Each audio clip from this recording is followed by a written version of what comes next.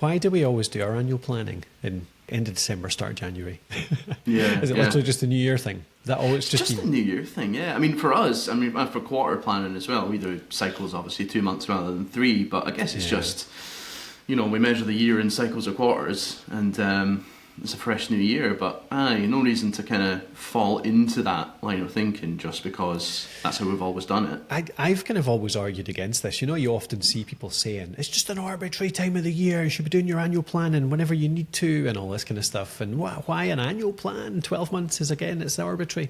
But I'm like, I've often argued, I actually think it's really powerful to do it in January because there's a fresh new start thing that goes on. Like there's this kind of, I don't know, fresh tracks of snow, and you're like, new year, new projects. Yeah, exactly. Yeah, there's something around that. But this year, I hit a final straw around thinking, do you know what? I do like that, but I just hate every single year that we start to make plans in December and then we take 2 weeks off, and then January's always a real slow start because people come back over a week or two as well. People take a bit of extra time often at the start of the new year too. The end of December, start of January is just always a mess because of the holidays and stuff. We've implemented a new routine for our team, certainly, and I think it could work really nicely for anyone, whereby actually I think March 1st is going to be the start of our active year. So March 1st is going to be the start of our planning year, and it's going to go through to the end of February. And the idea is that,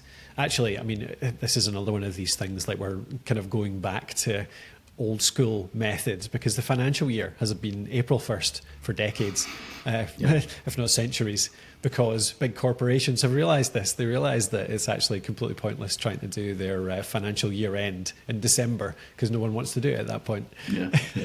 The way I've been seeing it is January, February then becomes the final cycle of the year, our final 2 months of the year, where we're still doing work, we're still tidying things up, we're finishing things up for the year, but it's also a refresh couple of months too, where we start to plan, we start to reflect, we start to look back, we do retros, and we do our strategy planning during those 2 months. And it's actually I'm finding that a really nice use of that new year, new vibes feeling, actually. Yeah. So that's kind of how it's tying in for me, is the fact that you come back in January and then you've got these 2 months where you're like, all right, I'm feeling refreshed. I'm feeling like I want to get new stuff done. And actually this is the 2 months, this is the cycle where we do that. We make that plan, we do those retros, we make those plans, we sit down, we think, we reflect, all those kind of things. So yeah, how have you found any difference so far on it, Jacob? Or I mean, and I think rather than feeling anything particularly new about it, I think that it always just felt a bit sort of flawed doing it the other way, to be honest with you, because kind of not even on this side of the year, but actually on the other side of the year as well, because kind of what we've done is we've actually given a bit of room to finish off some of the things that we're working on at the end of last year. And typically what we would do at the end of every year would be every year we would plan a full cycle of stuff, knowing fine well that actually about a quarter of that is holidays. No one's here. Nothing is happening.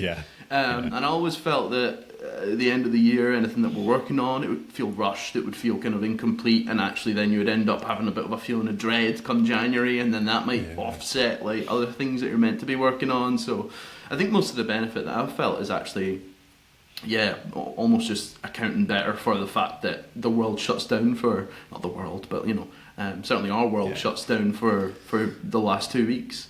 Yeah, definitely. Yeah, for sure. Yeah, no, I'm just liking. I think it fits in well with the way that we work, and I'm really looking forward to that kind of springtime kickoff for the year. So we're going to have our all hands meeting on Monday now next week. So that'll be the very start of March, and that's where we kind of launch our plans for the year.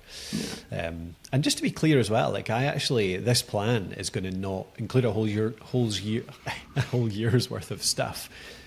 Because I do actually think the 12-month thing's a little bit arbitrary. And often you can't really plan ahead that far. Like we found that last year. We actually made 6-month plans last year twice because we could only see 6 months ahead, frankly. Like I thought I was trying to plan 12 months ahead, and I was like, do you know what? This is absolutely pointless. I'm going to make a plan for 12 months because I feel like I need to for 12 months. But actually, I think we need to get this 6-month plan finished, see where we are, see where the industry is, and then actually make a plan from there. And that's going to be similar for this year, actually, because we've got a similar thing. We've got a big project, 2 or 3 actually things that we know we need to do next. and actually planning for what comes after that is kind of fruitless until they're finished. Totally, yeah, and I mean, it's even arbitrary to say 6 months. You could say, to be honest, obviously you want to aim to have it all done within that time space, but yeah, you never know. Especially, I mean, a lot of the things that we work on at this company involve building software products, and that can just, you know, it's just a bit of an unknown, isn't it? Sometimes you don't know exactly how long it's going to take to get it out. Yeah, it's difficult, absolutely. So yeah, it'd be great to hear. If you try this, do let us know, get in touch. It'd be great to hear whether you have suffered from something similar in terms of your annual cadence, your annual planning, and whether something like that might be worth a try. Or maybe you're just a bit behind on starting it, like many people are, I think, and actually could benefit from saying, well, do you know what, let's just start on 1st of March. Sounds much better.